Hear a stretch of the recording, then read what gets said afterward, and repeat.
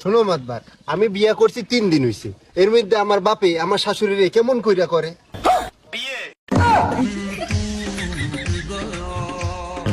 সকালে লাত্তি দিয়া তোর দেখি মই ভাত কাপুর চাই। কিরে সালাম ভাই, কামডা করলা কি? এত লজ্জা দিস না দি, হে ওমরে চাইছে মুইও হেরে চাইছি। এটাও কি সম্ভব?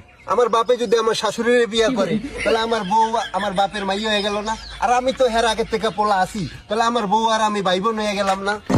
হে প্রভু, তাইলে তো সম্পর্কের মধ্যে করাত বাজছে। এ মনি, একটু মানাই শোনাই নে না। কেমনে মানায় নিমু?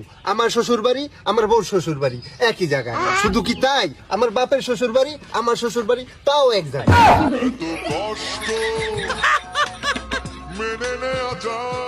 আমার যদি ছেলে পেলে হয়, আমার বাপেরে নানা কইবো না দাদা কইবো?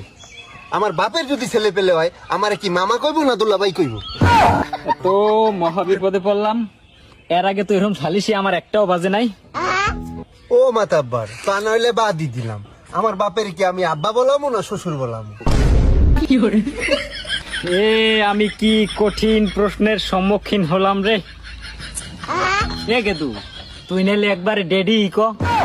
আমি না হয় ডেডি কইলাম, আমার বউ আমার আব্বারে কি শ্বশুর কইবে না আব্বা কইবি? আর যে কুলাইতে পারলাম না।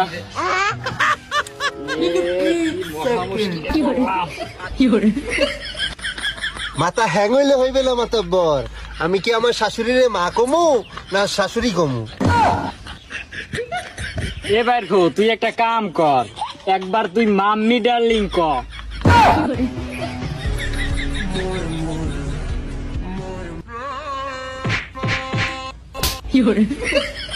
দুইজন একবারে মানিয়ে চুনিয়ে নে রে বাবা।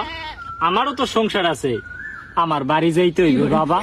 তুমি নইলে বাড়ি গেলে, আমি বাসায় গেলেই মনে হইতেছে আমি বাড়ি আইলাম না শ্বশুর বাড়ি আইলাম। বিশ্বাস কর বাইরফো, মুইও কইতে পারি না। ও সালাম ভাই, তোমার সেটাই তক্তা মেরে দেব। তুমি কেটা একটা কামের কাম হল্লা, তোকে এই বাপ বেটার সালিশি করতে হইলে তোর দাদারে লাগবে। আমারে তোরা মাফ করিয়া দে। আরে আমি জানো কেডা?